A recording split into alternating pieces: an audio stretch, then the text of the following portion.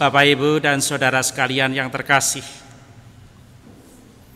bacaan-bacaan yang dipilih untuk pesta keluarga kudus ini mengisahkan juga perjalanan suka duka keluarga kita masing-masing.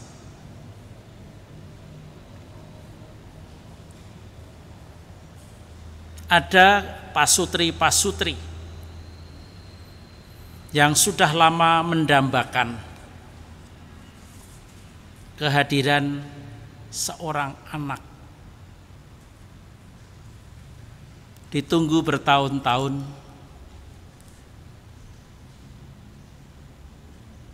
seperti Abram dan Sarah.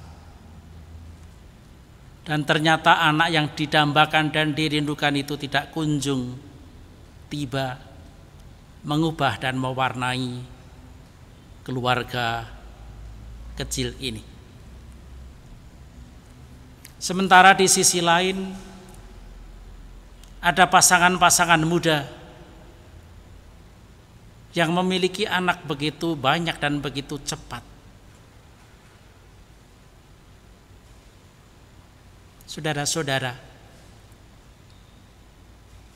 kalau kita menengok kembali apa yang direfleksikan oleh gereja tentang perkawinan, kita mengingat salah satu tujuan dari perkawinan adalah untuk memperoleh anak. Suami, istri, dan anak. Anak menjadi kelengkapan ataupun penyempurnaan dari hidup suami dan istri. Namun gereja memberi catatan kepada kita semua.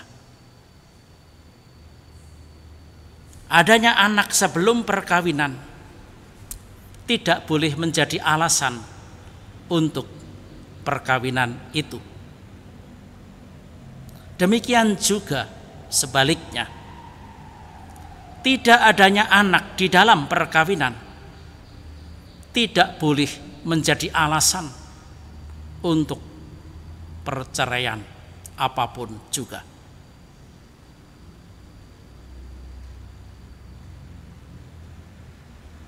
Inilah yang diharapkan oleh gereja terjadi pada keluarga-keluarga kita, keluarga-keluarga Katolik. Adanya anak disyukuri dan dikelola, diolah, dibimbing dengan sebaik-baiknya.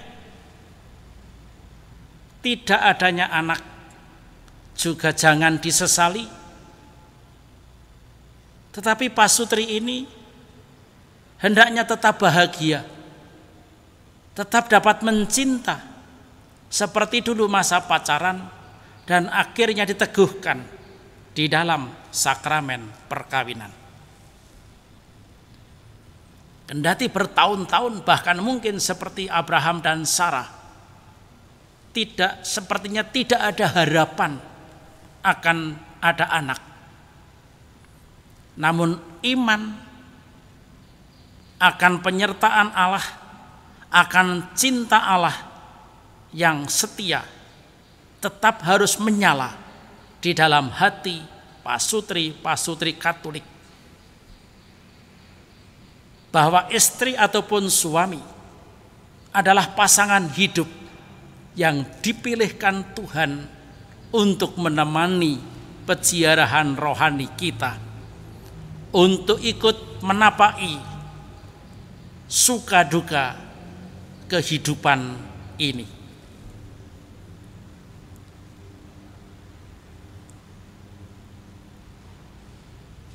Di dalam kisah Abram yang kemudian berganti nama menjadi Abraham,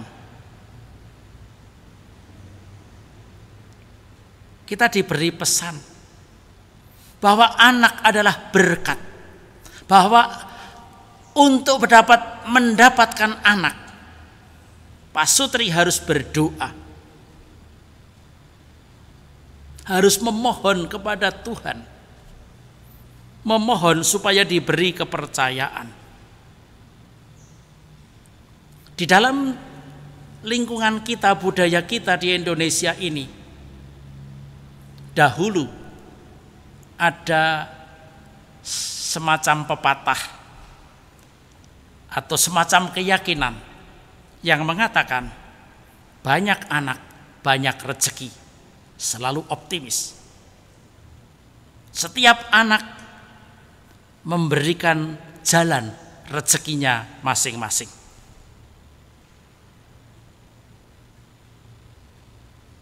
Setelah muncul kebijaksanaan pemerintah mengenai yang namanya keluarga berencana, sekarang ini rupa-rupanya ada perubahan atau pergeseran cara pandang terhadap hadirnya anak.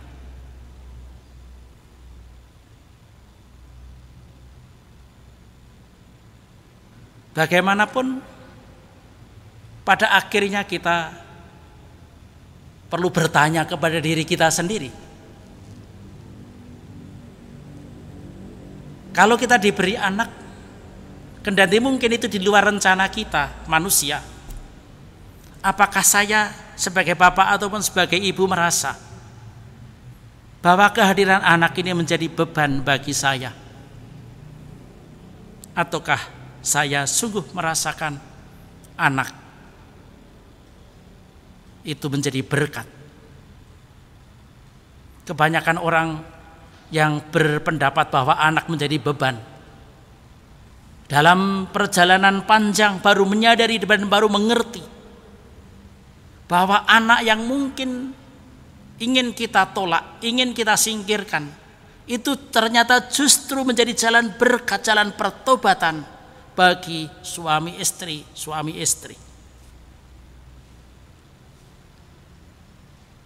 Yang kedua,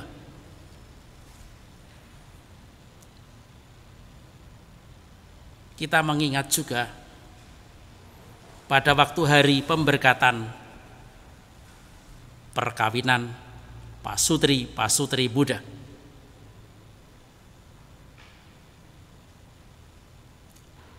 janji perkawinan yang diucapkan itu mengungkapkan niat, entah dari suami entah dari istri, kepada pasangannya untuk mencintai, untuk setia, untuk menghormati, dan untuk menerima apa adanya. Tetapi dalam rumus janji perkawinan ada satu hal yang sepertinya tidak tertuju kepada pasangan, yaitu saya berjanji untuk mendidik semua anak kita, anak yang diberikan, yang dipercayakan Tuhan kepada kita secara Katolik.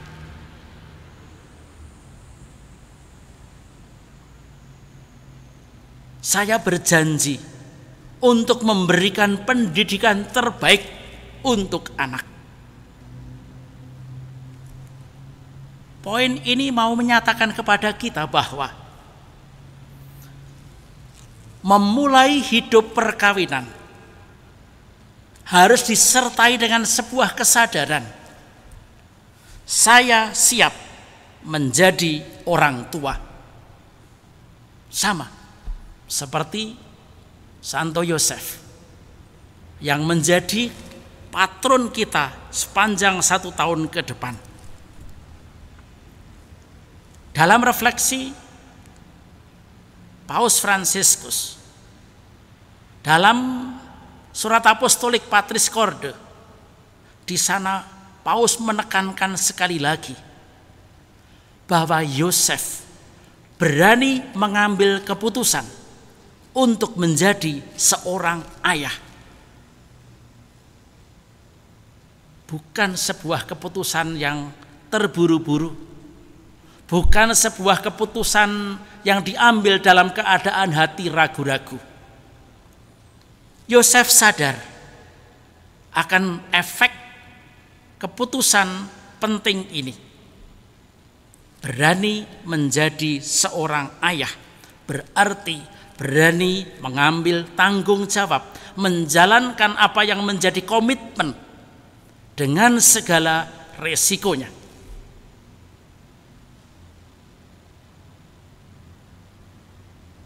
Berani menikah itu berarti juga siap menjadi orang tua, siap untuk memberikan pendidikan terbaik untuk anak.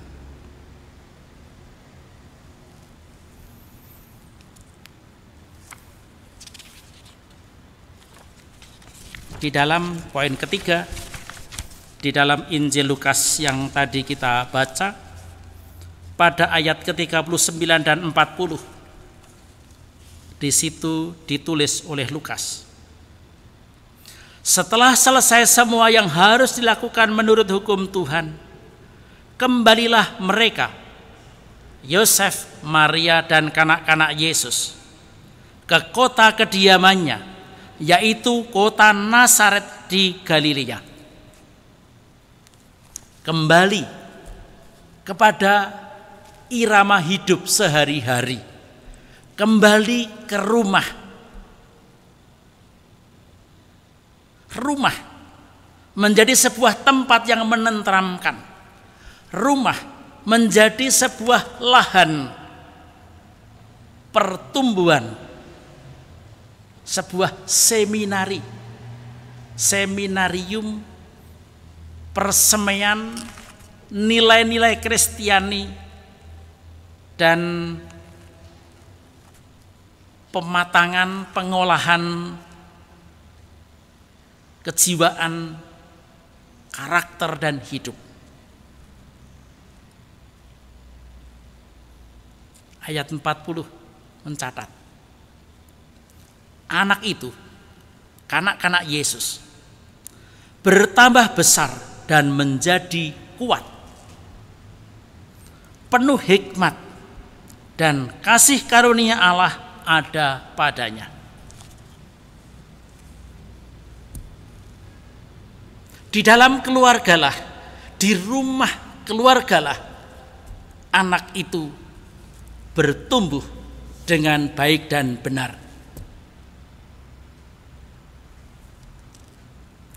Kesadaran akan keadaan dan fungsi rumah itu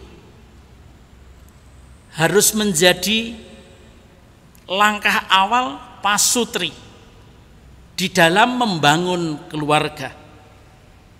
Artinya apa?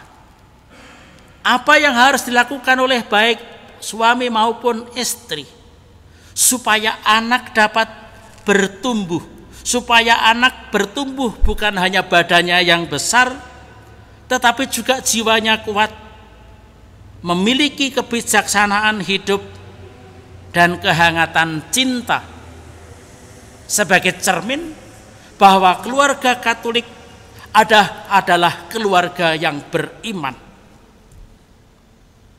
Orang tua punya tugas menciptakan fasilitas pertumbuhan anak dengan 3 langkah.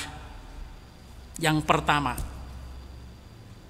orang tua punya tugas untuk menunjukkan arah perjalanan. Anakku, kesanalah kamu melangkahkan kakimu. Menjadi orang tua menjadi penunjuk arah. Kalau sejak kecil anak diajak bicara kepada arah dan tujuan hidup, niscaya anak-anak kita juga akan mengolah kata-kata penting dari orang tua ini.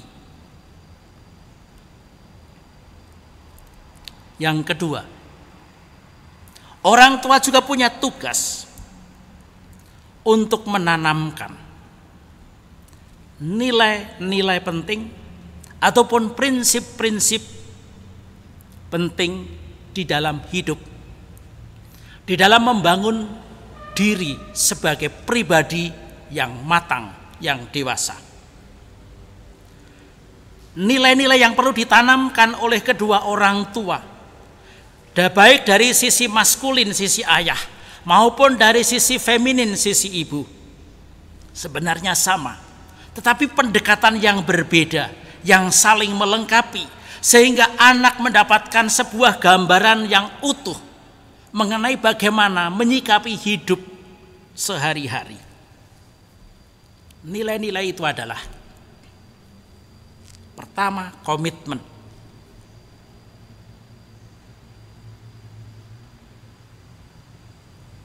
Komitmen itu menyangkut apa yang ada dalam hati menjadi niat, dan itu bukan hanya diketahui oleh diri sendiri, tetapi juga diketahui oleh orang lain. Bagaimana saya yang punya komitmen yang diketahui oleh orang lain itu, saya menjalani, mengerjakan apa yang sudah saya janjikan.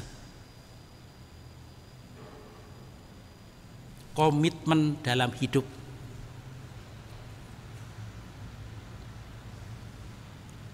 Sehingga orang Jawa mengatakan, ajining diri dumunung ana ing lati.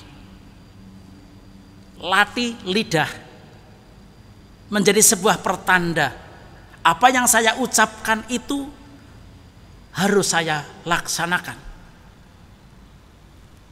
Jangan sampai orang dewasa kemudian dikenal dan dikatakan oleh tetangganya, oleh teman-temannya, sudah nggak usah bergaul sama orang itu. Kenapa? Lah dia mencela-mencela esok dele sore, esok tempe sore dele. Orang yang tidak bisa dipercaya, artinya orang yang tidak bisa memegang sebuah komitmen. Apakah kita mau punya anak yang tidak punya komitmen?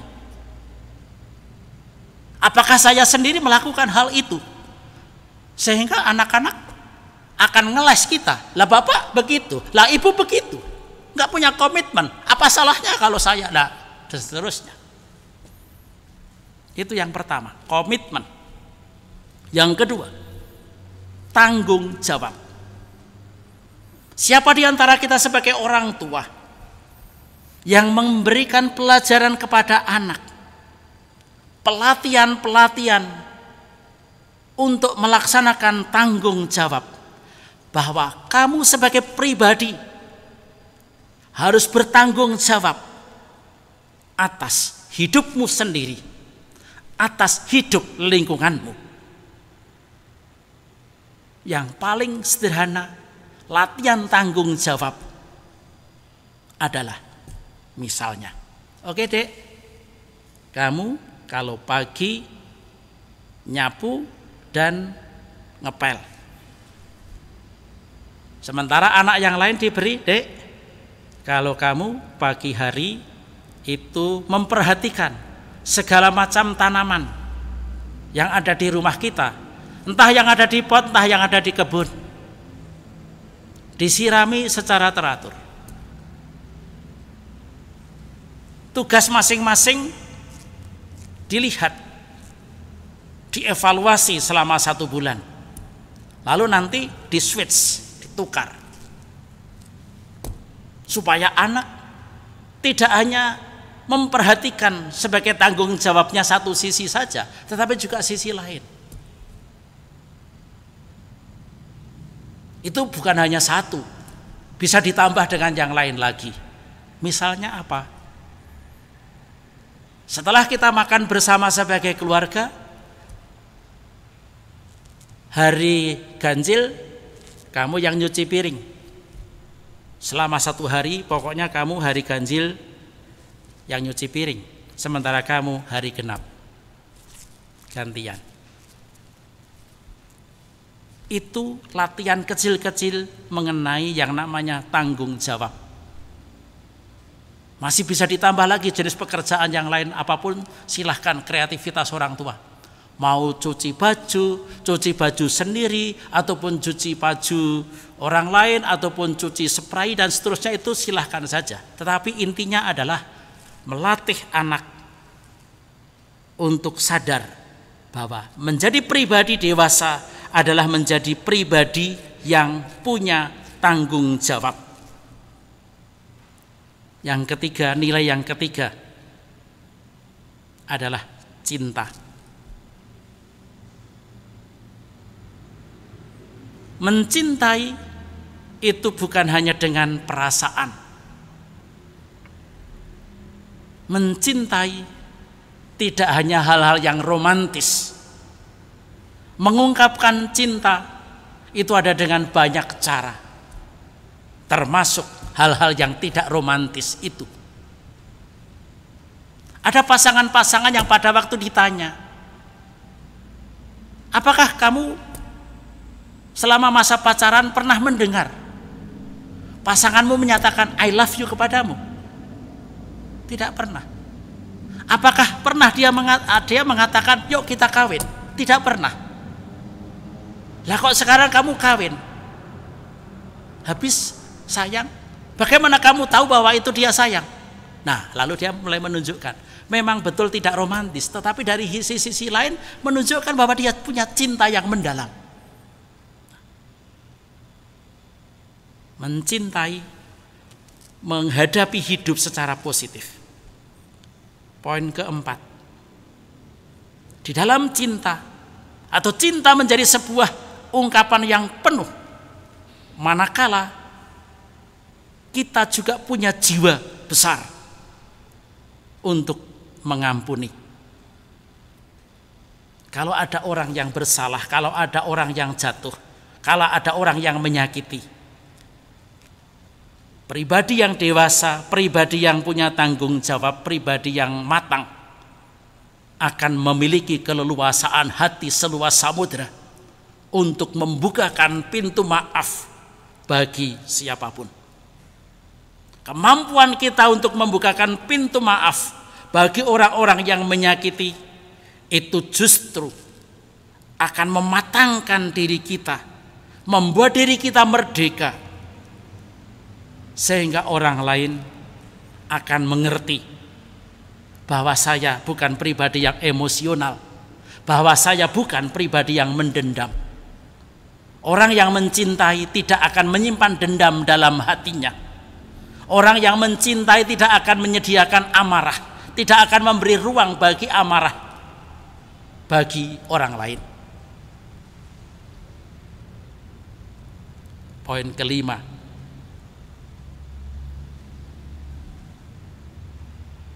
kita hidup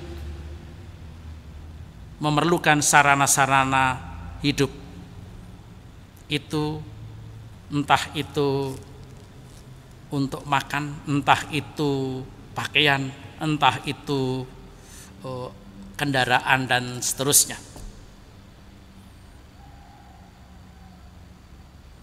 Kita juga perlu melatih anak bahwa kita dalam hidup ini jangan menjadi parasit.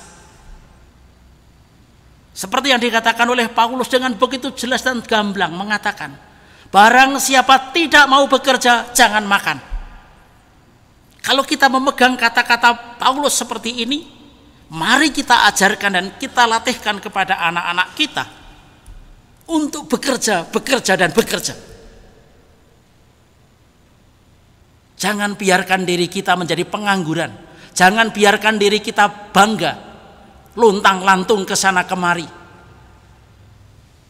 Hanya dengan pakaian aksesoris, entah di sini, entah di hidung, entah di mana. Seminggu atau mungkin sebulan tidak mandi dan beredar di jalan-jalan. Siapa di antara kita yang bangga punya anak berkeliaran di jalan-jalan dengan pakaian pang dan seperti itu? Kalau ada keluarga-keluarga Katolik yang bangga, wah anak saya jadi pimpinan geng di sana, ya kita berdoa, Tuhan ampunilah orang ini. Kerja mulai dari yang kecil dan sederhana. Bekerja dengan baik adalah sebuah sikap hidup yang bertanggung jawab. Yang nilai yang terakhir yang juga penting untuk kita tanamkan adalah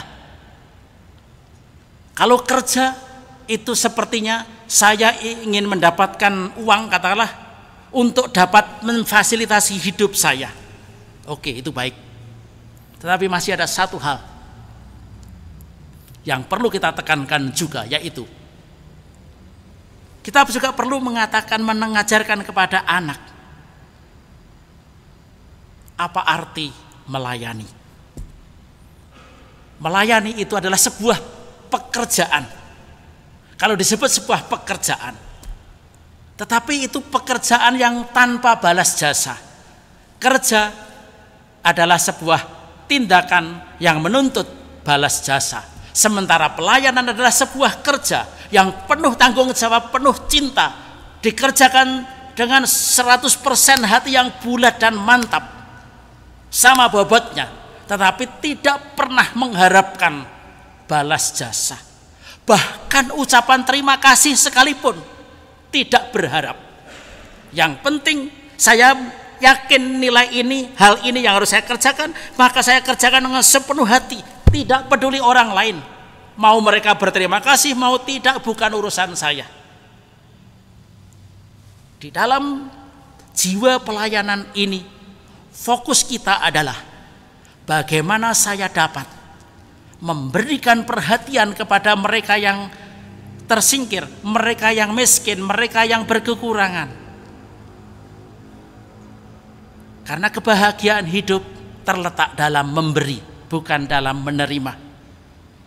Dan itu juga menjadi salah satu pesan Natal. Natal yang sesungguhnya adalah saat kamu mau memberikan dirimu tanpa pamrih, tanpa mengharapkan kepada orang lain, sehingga jiwamu bergembira pada waktu orang lain tersenyum, pada waktu orang lain bersemangat kembali dalam hidupnya.